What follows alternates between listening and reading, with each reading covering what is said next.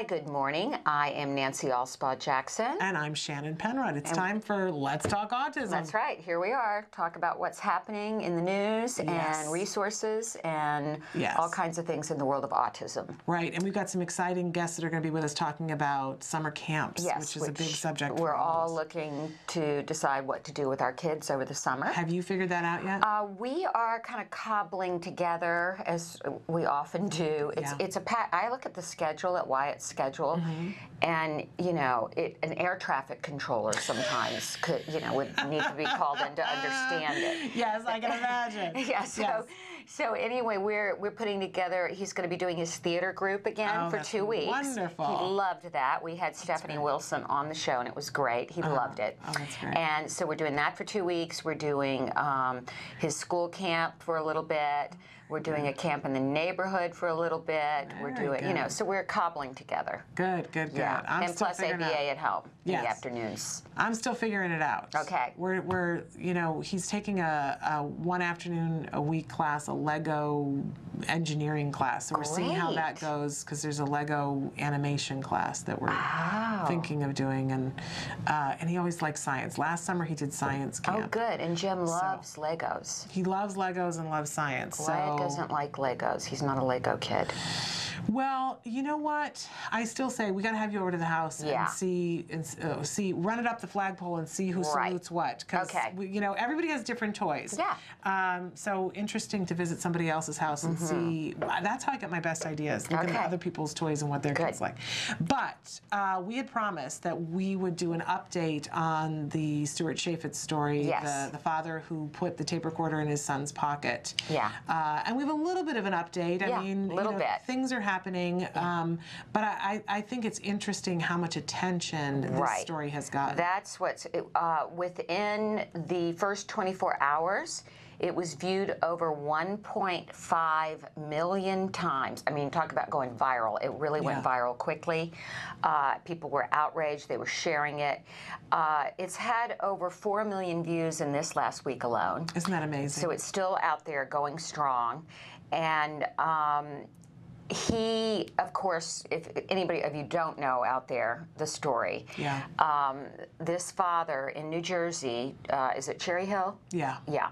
He was suspecting his son was having behavior issues at home and coming home crying and having lots of outbursts and things. And so they were new and unusual. New and unusual. And we know when that happens with our kids, they're trying to tell us something. Yeah. And so the father put an audio wire on the son, and the little boy went in, Aiken, and had he recorded all the conversations, and extremely disturbing conversations with the teacher's aides. We're not really sure who the players are yet. Right, and that's the disputed item. Who was there? Who said it? Who is there? But obscenities, unbelievable, shaming the child, calling the child obscenities, speaking about things in front of the children, two teachers totally inappropriate to aides, and every parent's worst nightmare, literally these horrible things going on. And the father had the courage to, post a video where he plays this, and it's a 17-minute video with audio excerpts. Right. So that occurred. That's what all the hoopla is about, and rightly so. And the school officials were saying that this is an regrettable incident and it's an anomaly. Right, that's their position. It's an anomaly. And what this has spurred is a conversation on this is not an anomaly, that working with special needs kids, we've seen other incidents, bus drivers bullying a child. There was a video last year about that. And that it does require a degree of patience and training. Right. That a lot of our teachers and aides are not getting the proper training. Absolutely. And we need to make sure they do. Absolutely. I mean, for them to say that it's an anomaly, I don't know. My grandmother always used to say, if you're looking for a needle in a haystack and you stick your hand in and the first thing you pull out is a needle, it's probably full of needles. It's probably full of needles. That's Probably a good full of one. needles. That's a good one. And so, you know, I find it disturbing that of course the school is saying it's an anomaly, but I hope that they're looking further to see what else is going on. We've seen with LA, you know, in this area that there have been a whole lot of things that have happened that have raised a whole lot of questions for a whole lot of people, and people are being scrutinized. Teachers are being scrutinized. It's not a bad thing. No.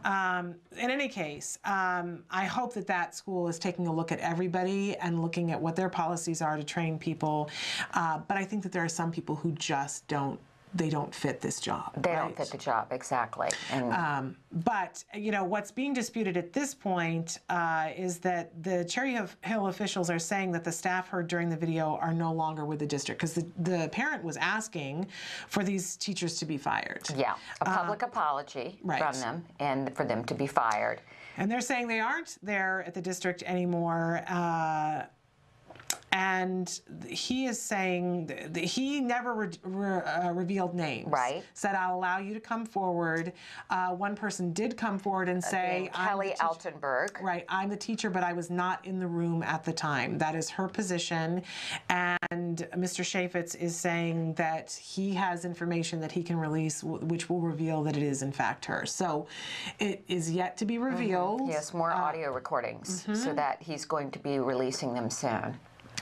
Yeah, well, you know, and we'll see what happens, but a very disturbing story unfolding before our eyes. Yeah. I hope that if anything good can come from this, it's that we have more conversations about how these people need to be prepared to work in a classroom. Yeah. Because I'm as disturbed by the fact, you know, that if one person was saying something, why wasn't everyone else in that classroom saying, why are you saying that? Right. Exactly. That is as disturbing to me as the fact that the person started saying something. Yeah, the one voice that was particularly offensive. It seems to be one person that was particularly offensive, but no one was stopping her from her comments. Nobody was, you know, saying this is not appropriate. Let's not talk about this right now. And then I think the most disturbing of all to me is these teachers and this particular aide or teacher feeling like she could talk about anything in front of a child with autism, assuming non-intelligence and not that the child is not understanding. We must assume intelligence. Always, always, yeah, quite cruel. So we'll see as this unfolds. And there was something else that came up this morning that came across my radar, and it's literally on my phone because this is how current we are. I know that our good friend technology. Yes, our good friend Lisa Ackerman at TACA. Talk About Curing Autism. And for those of you that don't know about Talk About Curing Autism, TACA, you should go to their site, and everyone should get a TACA mentor. They offer mentors, and you can go to TACA support groups. And Laura Marquin, who works at ACT Today, our Director of Programs and Development, she immediately got involved with TACA when her son was diagnosed, and she credits that with her son with learning about everything. Yeah, they're fabulous for resources. And he's recovered now, Justin. Yes. And she said without her mentor, she would not have gotten the information she needed at that early age. And we should state that that's all their information and their mentors. It's all free. There's no cost. Yes. And they give scholarships for things. They're a wonderful organization. And just to go to their website for the resources is worth the time. It's really worthwhile. And you can find that at tacanow.org. Right. But Lisa Ackerman, one of the original founders of TACA, has a new blog that she does that's called Real Help Now, and I subscribe to it. So I got my little email this morning that actually this one is from a couple of days ago, and I hadn't read it until today, about GTX. I want to make sure that, yes, GTX, which is a GPS tracking device. Yes, and they have partnered with TACA to come up with some new devices. They've got a patent on a new device to help with tracking. I don't completely understand what exactly it does, but it's to help with children who elope. Okay. And so they're testing it right now. They're beta testing it. And in her post, she said that they're looking for TACA families who would be interested in being a test family for this technology. I'm wondering if I should connect with her today and see if we could get some Act Today families. Absolutely. Because we give grants for fencing and tracking technology, but we'll get maybe some families. I mean, I'd love to be a part of this. And by the way, when they talk about a TACA family, that means that you just register. There's not a cost to do that, so you can be a TACA family member today. But in any case, we've got a email address that you can mail off to, and Emily's showing it to you right now, that if you're interested in being a test family for one of these devices, what they want you to do is please provide your name, phone, address, age of your child, their diagnosis, and please also indicate how many times your child has wandered. Send that off, and maybe you'll be included as they're testing this technology. Okay, great. Which we're very excited that TACA is pairing with them, because having better technology when a child is lost, if you know the child is at risk, of course we want to be working on making it so that they don't want to elope. Of course we want to be working on making it safe, but it's impossible to be diligent 100% of the time, and if you know your child has a tendency to elope, this is a great idea. We've got a comment or a question here, and I just want to bring it up. Thank you, Emily, for reminding us, because we're so busy talking about this. Technical director Emily is all over it. Okay, yes, she always is. So our comment, and I'm going to show it to our audience here, agreed. Whenever autism is discussed in front of my daughter in terms of behavioral problems, lack of skills, etc., I notice she seems down the remainder of the day. More behavior problems. She may not say much, but she knows what we're talking about. Now we spell things out. Look out once she figures out how to read. Well, she will, Mom. She will figure out how to read, and you're not going to be able to spell it, Yeah. I think that I hear this time and time again, and I notice with my son too, in answer to this mom. Wyatt, there have been instances where we did not think he had a clue what we were talking about, and boy, did that come back to haunt us, because he picked up every word and has actually parroted conversations to me that we have had, including an obscenity that I guess I was guilty of expressing once or twice when things don't work. Yes. And once I heard him say that phrase, and I said, very calmly, honey, where did you hear that? And he said, Mommy says it when things don't work. So, I think we can never assume non-intelligence. We can never assume that a child is not comprehending. And just because a kid is not verbal doesn't mean a child doesn't comprehend. And, going back to the Shavitz case, I think that this is also a good jumping off point, not just about a discussion among adults and teachers about educators in the school. This is a good jumping off point for parents of typical children and parents of children on the autism spectrum to talk about the differences and to let their own children know, just because Wyatt may not answer you or may not talk the way you do doesn't mean he doesn't understand. Right. And I've done that with my son's friends. They all know that Wyatt may not respond sometimes to a question. He may not talk about something as much as they do, but he understands. Right. And it's a good way to educate kids. Absolutely. Absolutely. So thank you so much for the comment. We all learn from each other, which is a wonderful thing. We need to take a little bit of a break. And when we come back, we are going to be joined by our wonderful guest from the HELP group talking about summer camps. Right. So this is going to be very interesting to me to get the information, because I don't have summer camp figured out this summer yet. Okay. And hopefully for some of you as well. If you have questions or comments, we always love your questions, comments, suggestions. We appreciate them. We're going to take a break and be back in just a few minutes. Welcome back to Let's Talk Autism with Shannon and Nancy. We have a very special guest who is joining us. We've been promising you this all week long. From the HELP group, we have Nicole Webb. Welcome to the show. We're so thrilled to have you here. And you're going to tell us what your actual job title is. Yes. I am the program coordinator for Kids Like Me, which encompasses all of our camp programs, our social skills groups, after-school programs, more like enrichment classes, as well as teen clubs as well. Okay. Great. Cool. And the help group is an amazing. Oh yeah, tell us about the help group. Now I know all about it, and it's in the Los Angeles area, but it's quite well known nationally. It is one of the largest autism schools in the country, is my understanding. But you educate us about the help group. Well, on a daily basis, we service about 1,400 children that have an autism diagnosis at any of our 4 schools that are specifically designed for these children. We have 2 campuses, one in Sherman Oaks and one also in Culver City, that are specific to these children on the spectrum. And basically the kids are matched with peers that would be in the same kind of academic boat as well as behavioral and that sort of thing, and they're matched together so they have some similar peers as they would in a typical kind of school program. Great, great. And how long is do you have any idea how long the help group has been around? The help group has been around since 1975.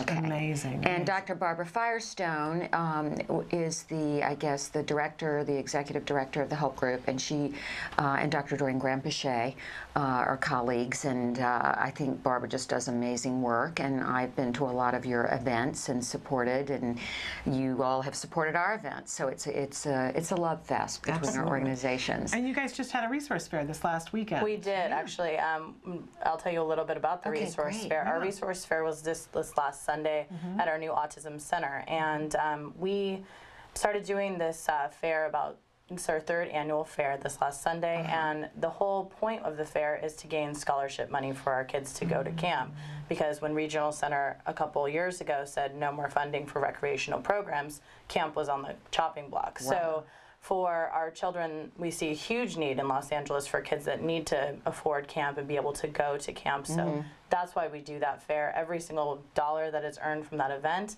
goes towards scholarshiping our children at camp. That's a wonderful thing. Let's talk a little bit, because it's that time of year. Parents are looking and figuring out, I'm one of those parents figuring out, what am I going to do? And you guys have a variety of different programs. So what kinds of things do you have in the hopper for the summer? During the summer, we have 4 special day camps for children 3 to about 21 years of age, depending on where they're at developmentally and also their ability level and also their age. So we have Camp Discovery, which is located on the west side in Pacific Palisades. It's 100% outdoors, and this services children about 4 years old to 13, and they do much more of recreational kind of program there, much more like a typical kind of camp program that you would see outdoors, and hikes, a rope swing, kind of really fun stuff. And the camper ratio to staff is very small. It's a 3-to-1 ratio, which is really nice for a lot of our campers. Then we also have 3 camps that meet out of the Valley campus. And so we have our teen camp, which is specifically designed for kids that have high-functioning autism or something related. And it's very much a social skills camp. The kids will kind of talk about social development in the morning, maybe a theme in the morning, and then be able to practice these out in the community because they go on a field trip every day. Oh, wow. So yeah, it's a lot of fun, and that services kids about 13 to 18 years old. Then we also have Village Glen Camp, which is also our social skills camp program, and that services children about 3 to 13, and kind of similar to Teens on the Go. They stay in a lot more, but they still have a lot of fun. They do a field trip once a week, but lots of fun being had, but the major kind of concentration and emphasis is on that social piece. And then our final camp, that is Camp Sunshine in Sherman Oaks as well, and that serves more moderate to severe children on the spectrum, and that's much more of a recreational camp program. And we deal with behaviors, we'll deal with toileting needs, ambulatory issues, whatever the case may be, to kind of help the campers in that program. Okay. Great. So you've told us about a lot of the activities. Yes. That was going to be my next question, but tell us, Nicole, why summer camps and summer programs are so important for children on the autism spectrum. Children with autism learn throughout the school year, right? And then we have this dip during the summer for a lot of our kids, either regression of behaviors or regression of even speech, or some things they've learned through the school year kind of fall back. So what camp does, and what summer programs for kids, even if it's an after school type program after ESY or something like that, really will help the child to kind of retain what they've learned and to keep that where they're at and to not regress back to old behaviors, hopefully, when we are doing these kind of camp programs and different summer programs. Yeah, and we even see this statistically when they look at kids, and it doesn't matter whether a child's on the spectrum or not, that if they take a look at a child who's had a longer break, we will see, I call it shrinkage, that's my word for it, but Okay. we'll see that the children will start to lose some of their skills, and that's not just kids on the spectrum. I used to be a teacher, and it was amazing to see the kids who would come back in the beginning of the school year to see who had been, having demands put on them on a regular basis, and how much more prepared they were to start the new school year. So the idea that your child might need a break over the summer to do nothing is erroneous. I mean, it really is not a wise decision. I would love to hear your opinion, but I personally think that giving them some time to do stuff time that's maybe to go on a family vacation, recreational and things like that, but that we don't have a thing where we let go of what we're working on. Is that? Would you agree? I would absolutely agree. I feel like the behaviors don't go away during the summer. The verbal capabilities, you definitely don't want that to go away during the summer. So being able to have a structured environment, I think, is the biggest thing for our children during the summer. Is whether it's a camp or something like that, that the structure is still there, that they are able to follow a schedule and to be able to have an all-day type of thing. Because if they're just sitting at home, maybe watching TV or potentially doing some other activities, it's still not 100% structured. And having a really strong curriculum that is based in that structure and having half an hour for each activity and that sort of thing really will help the kids to kind of generalize some of the skills, hopefully, that they learn in school, and maybe even acquiring new skills as well. It's a great point, to give them an opportunity for generalization. I'm curious to know, first of all, let's start by saying if somebody is in this area and wants to participate in the camps, how can they get a hold of you guys so that they can register for one of your camps? They contact me. So I am the contact person for all the camps. I do every single intake for any child that goes to camp, because I really want to assess the child's needs and see where they're at to make sure I make an accurate decision of which camp program they go to. Okay. So you can email me. My email is nwebb@thehelpgroup.org. Okay. So WEBB. And my direct line to my actual office is 818-778-7136. And that's kind of the best Say it way. one more time. Sure. 818-778-7136. Okay, great. Is there any financial assistance for children that can't afford it? There absolutely is.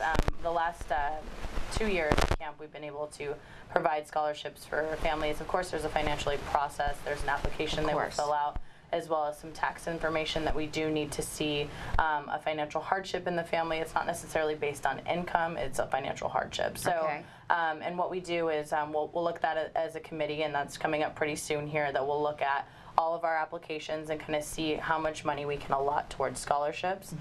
Typically, we're able to do at least 50% of the camp cost off for families, which is highly significant for a lot of our families. So, of course, there's a shared cost, but at the same time, it's really beneficial for the kids, and we can kind of work with families to figure out how it works with them. We're really flexible on that sort of thing because we know how difficult it is. It's so expensive. Even typical camps are so expensive for any family that we see that as a huge need for the Los Angeles community. Right. And I want to know, for people who aren't in the Los Angeles area, your opinion about what's the recipe for success, because you guys have had a great deal of success with your camps, yes? Yes, we serviced 240 children last summer for camp, so it's quite a significant number. But there's families that ironically come from different countries. They've come from different states to come to our camps, because unfortunately, because of regional center funding kind of falling out, is a lot of camps have had to unfortunately close their doors. Yes. So we're kind of in LA, we have a couple programs that are out there too, but we're kind of the bigger one that works with kids on the spectrum specifically. So kids can come from out of state. Sure, absolutely. And you have housing for them? And we don't have housing for them, but what we can do is kind of, if it's a huge amount of people that come, we have different relationships with different hotels and things like that to help out families and do that. I've referred some families to specific hotel places that aren't too far from the campus and different things, because if someone's coming from a different country, they would have no idea. So absolutely. Yeah, that's how well known the program is, that people do come from all around. Well, I'm wondering, maybe for next week's show, you and I can do some research on, maybe there is sort of I don't know whether there's a website on camp programs nationally, that maybe we can give that information, because Absolutely. we don't have that right now. But and I don't think viewers. there is. I mean, I've looked for that kind of thing before, but I think one of the things that people tell me is that going to your local support group and saying, what camps have you used in the past, that's a good way. But I'm curious for you, what do you think are the great hallmarks if a parent is looking and they can't get to your camp? What do you think is most important in a camp? I think in every camp you should have staff that are wanting to be there and excited to work with these children, as well as also their expertise. I think that's huge. If you send someone to a camp where they are just babysitters, well, that's not appropriate. You need to have people that are potentially either teachers or TAs or therapists that potentially work with these children maybe during the school year, and that kind of translates to a camp counselor. That's what we do. So just having a high quality of staff is really important, and then also just having that structured curriculum I think is really important for most of our children, because they like schedules. They like being able to follow different schedules and being able to go from activity to activity and not having a lull or a hard time in that transition phase into different activities. So.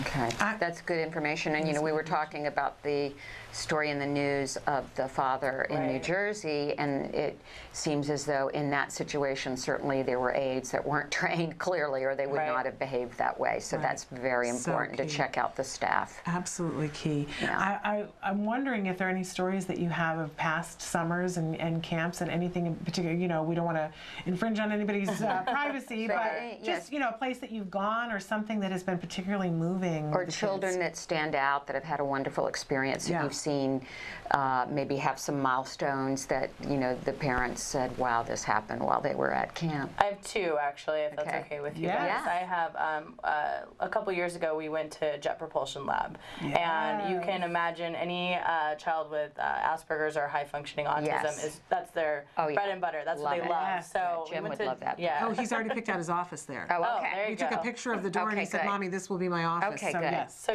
we actually got a tour of JPL, and we're going to go again this summer. And just seeing the kids' eyes light up when they see the rover that they're working on, and they have all the white gear on with no bacteria, nothing, and the kids are so all about that. They're up against the glass looking and so excited. So just having that, as well as our other field trips, just having these kids look like they're almost typical children going on a field trip, just like any other camp program. So that's just in general. But what parents have really shared with me is that they'll see their children at camp, and they'll see these little things that happen throughout the week, and they're like, okay, that's different. And they come to me and say, my child's never played with another kid before. And I'm like, really? Because your child's out on the playground right now with Johnny or whoever, and just having a great time, and just providing that safe atmosphere, and also a forum for these kids to be themselves, I think is the importance of any kind of program for children with autism. So. Yeah. Absolutely amazing. Great. That JPL. For people who don't know, that's as you were saying, Propulsion Lab. But it's part of NASA. It's the local part of NASA, and they send all the rovers to Mars, and all. Fascinating. And once a year they open up to the whole public. Oh, okay. But how wonderful that you guys get a special tour. Yeah, that's a little fun. budding scientist out there. That's hot. Very cool. Right. Well, thank you, Nicole, for sharing this information. Sharing this information for so many families. We're going to take a little bit of a break. We'll be back. We have another camp representative. Well, a program. A program, right? excuse me. Yes, Linda Mood Bell. They have a summer program that we'll be talking about because there are so many different choices out there. But thank you so much for being with us from the Health Group. And have fun this summer. Thank you. We'll be back in just a second. Hi, welcome back to Let's Talk Autism with Shannon and Nancy. I'm Nancy Alspaugh-Jackson. Shannon Penrod. And we have a very special guest. We're talking about things we can do with our children in the summer. And Heather Dugan is on Skype with us from Linda Mood Bell. Heather, are you there? I'm here. Thank you for having me today. Thank you for being Heather. here. Yeah, let's start with Linda Mood Bell. What is Linda Mood Bell? Linda Mood Bell is an organization that helps both children and adults develop language processing skills. So we see some students who may have difficulty with reading, other students who have difficulty with comprehension. Many of our students on the autism spectrum have that difficulty processing language to understand. So we're often working intensively with these students to develop those skills that they need help with. Awesome. Okay, and how does the program work? Is it web-based? Is it classroom-based? Tell us how kids access the program. Sure. We have about 50 learning centers all over the United States, as well as a center in London and Sydney, Australia. And these are learning centers where, again, both children and adults can come for specific instruction in the areas that they're needing support in. So the first step in the process is to schedule an evaluation. And based on that evaluation, we're able to see strengths and weaknesses related to language processing. We make recommendations from there, and then we're able to see those students often intensively in the summertime. So our kids are with us here in our learning centers for one-on-one instruction, 4 hours a day, 5 days a week, for a period of weeks depending on their specific profile or needs. Does that help give you sort of the big picture? Yes, it does. That's very helpful. And you work with adults too. We do, yes. I would say the summertime we see more children than adults, but we're able to work with students as young as about 4 years old. And the oldest student I worked with was an 83-year-old man a few years ago. So age, there's really no limit. Okay. Now tell us about working specifically with kids, individuals on the autism spectrum. I imagine you work with a lot of individuals on the autism spectrum. We absolutely do, and while there are always trends to speak to, we also know that these children are also different. So it's important for us to get to know each specific case. But one of the trends that we know to be true of a lot of these children and adults is that comprehension is a challenge. So typically, a student will come to us. They may have an autism diagnosis, and from the testing, we can see that listening to information or reading information and then understanding it is challenging. What we know of the brain is that to be able to understand something or to remember something, you have to picture it. And people who love reading love to read because it takes them away to another place, and you can sort of see yourself in this setting. And for a lot of our kiddos with autism, that imagery is challenging for them to create, especially for more abstract concepts, for new information. And so when we're working with these students intensively, we're working to develop that process of imagery, because we know that process really underlies so much of what we do, both at school and at home and out in the world, in terms of communicating with this world. That's absolutely fascinating. Yeah, it really is. And so 4 to 5 hours a day, does it always need to be in the morning, or do you have some afternoon classes? We have both morning and afternoon sessions. Our morning session is 8 a.m. to noon, and then our afternoon session is 1 p.m. to 5 p.m. And it's important to note that I realize that the 4-hour-a-day schedule can be slightly intimidating for parents to hear and for students to hear too. We acknowledge that, and part of what we do to sort of help kids through this process is to have them work with more than one teacher. So we don't have Johnny sitting in a desk for 4 hours straight with one teacher having to do the same thing over and over again. We know that these kids need to move, they need variety. We change up the teacher every hour. They'll have their sort of set group of teachers that they get to know, but they're not going to have to sit 4 hours straight. We've got kids here. I'm in Newport Beach. We have a lawn where we'll go outside and do a story sitting on the grass, for example, just to keep the environment changing, keep things fresh and new.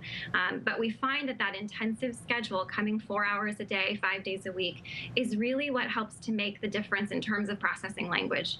I always say, just like learning a new language, you can take a class once a week at a community college to learn Spanish, and you may start to learn Spanish, but you'll never feel really comfortable or confident in it. But if you just go to Mexico for a month, you're going to learn Spanish. So we use the sort of same philosophy, particularly with people who are struggling to process language. So that's why that intensive schedule is so important to us. Okay, fascinating. Yeah, I'd love to know about how you measure success with the program. Can you tell us a little bit about that, Heather, in terms of what kind of improvements you see, and maybe some success stories you have had, some instances, particularly with children on the spectrum? Sure. we always say here at Linda Mood Bell that we want to help people learn to their potential or to reach their potential. And the exciting part of my job is that I know for some of our students, success is saying, "I love you, Mommy," for the first time. That can be a huge milestone for some of our students. While other students, success is getting into Harvard. And so because we see so many different profiles of students, success is going to look different for each of them. But we do measure that progress and that success beyond just the sort of anecdotal evidence and hearing the great stories about progress that families are seeing. We do test. I mean, we're into the data here. We want to prove it, Yeah. So we always start with that initial evaluation, which can take anywhere from 3 to 4 hours. And we use a battery of standardized, nationally normed assessments to look sort of across the board at language processing. So we'll look at reading skills, we'll look at comprehension, math, spelling, so on and so forth. Once the student goes through the program, we retest at the end so we can compare apples to apples to see, okay, receptive vocabulary has gone up 2 years. And following oral directions has gone up so many percentile points so that we can really measure progress. But beyond that, I always say I'm into the testing, but it's not everything. We need to be talking every week about how things are going, the improvements that we're seeing both here and at home. Sometimes I'll hear a mom say, Susie asked me how my day was for the first time ever. That's a big deal to some families, and it's showing that processing is changing for that child. Wonderful. I have a question about challenging behavior, because this sounds like it would be a good program for a lot of our kids, but I'm curious to know for your teachers, how trained are they, how prepared are they to deal with challenging behavior that can come with some of our kids? Good question. That's a really good question. I appreciate you asking that. We do see some students who have challenging behaviors, and we have sort of specific training in using some behavior modifications within the Linda Mood Bell programs. And they're similar to what you'll see in different school programs. Students are earning prizes and we're managing behavior sort of in that way. But these are also often kids who have gone through ABA. They have a behavior therapist, and we are all about talking to the team and collaborating about what works for this student. I have students who have worked to earn time with my pet parrot, and they're willing to really work hard if they can visit with that parrot. Others are earning a trip to Disneyland or a little plastic prize in the prize box. It's going to depend on the student. And if we have concerns about behavior, if in that sort of initial conversation we have with a family, we're hearing that there may be some concerning behaviors that we may not be able to handle, we like the student to come in, meet with us, let's kind of get to know them. We may want to talk to the behavior therapist or the school teacher, the sort of go-to person, to see if we can collaborate and come up with a plan. Every once in a while, we'll have a behavior aide come to instruction with the student, and that's sort of case by case depending on the situation. Well, that's a pretty good answer, Heather. What a good answer. This is very impressive. It is very impressive. So here's the big question. How much does it cost, and what financial aid is available if there is any, but what is the approximate cost? Sure. That is an important question. The testing right now, the testing is the first step, and that helps us to see how much instruction will be necessary for this student. The testing is $295. It's running on this rate, I believe, until the end of May. So if you're interested in testing, I would contact a learning center soon to schedule that assessment. And again, that's about 3 to 4 hours. You'll get together with the center director about a week after the testing to go over the results and talk about recommendations. Now, in terms of instruction, the cost will vary slightly depending on the center that you're attending and where in the country you are. But you're looking at around $2,000 a week for an intensive 20-hour-a-week program, which is what most of our students are attending for in the summer. Okay. All right. Very good information. And in terms of financial aid, I'll just throw it out there. There are sometimes scholarships available through what's called the Rhett Bell Scholarship Foundation. I don't know that they're currently accepting applications. I believe that there's a website that you could probably Google Rhett Bell, and that's Rhett as in Gone with the Wind. And we sometimes have group instruction available during the school year. This is on sort of a case-by-case basis where we're needing to be sure that that group instruction will be appropriate for for the specific student, but group instruction is less expensive than the one-on-one. Okay, awesome. And if people are interested in finding out more information, where can they go? Well, you can certainly visit our website, www.lindamoodbell.com. That's written out all one word. You can also call an 800 number, and that number is 1-800-233-1819. And that should route you to the nearest learning center, so that you can get specific information from your neck of the woods. Okay, say that number one more time. We put the website up, but tell us the number one more time, Heather. The 1-800 number, it's 800-233-1819. Okay. Awesome. Heather, thank you so much for all of this information. And you know, I have to say, after talking about at the beginning of the show, we were talking about the really disturbing case in New Jersey of the teachers in the special ed school that, you know, the father taped the audio, and you know, obviously there being a problem with some training of some teachers. Today, after talking with you and Nicole, I have to say I am so impressed with your enthusiasm and love for these programs, and it's just so great to know there are educators out there like you and Nicole that are really helping our kids. So thank you. You're very enthusiastic. We've really enjoyed speaking with you.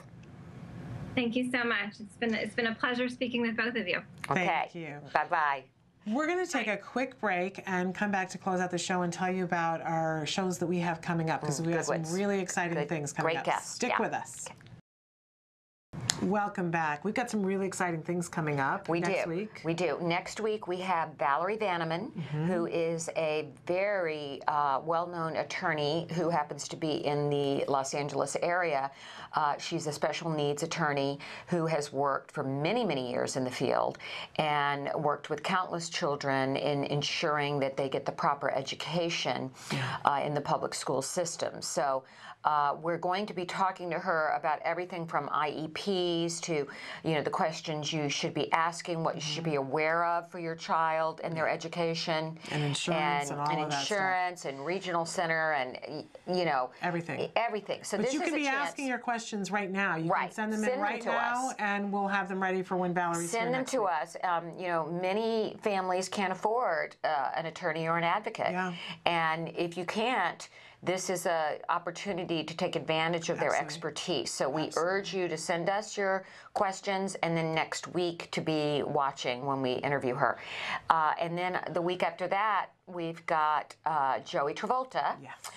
Joey Travolta, famous name, obviously, John Travolta's older brother, who runs an incredible workshop here in Hollywood called Inclusion Films. It's really remarkable. Yeah, and Inclusion Films takes special needs kids and trains them in the art of film and television, and has had great success with placing kids in the industry, in paying jobs, and teaching them skills.